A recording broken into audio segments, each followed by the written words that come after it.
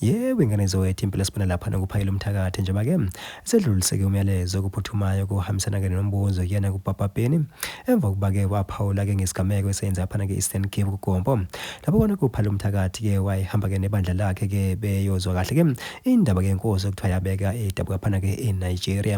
Bafethu-ke ngaphandle basikhuluma kakhulu-ke ngicela baniqale nginibingelele kuyona-ke Mbuso City MTV sithi nje musiqale ngone channel ake wenze kulungile uciphize usubscribe nayo notification bell kozithola zonke izindaba eshisayo nazo-ke zitrendayo.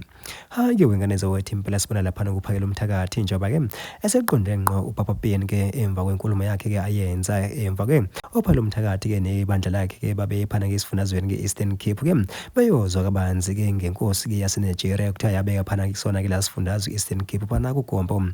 Kanti-ke wengane zawethu impela uPapa Bhengu-ke wathi cha impela-ke yabona-ke manje na-ke sebeyabasukela ngoba-ke akhona-ke amashangane-ke Limpopo-ke futhi-ke yilona-ke balimaza phana-ke kuGompo.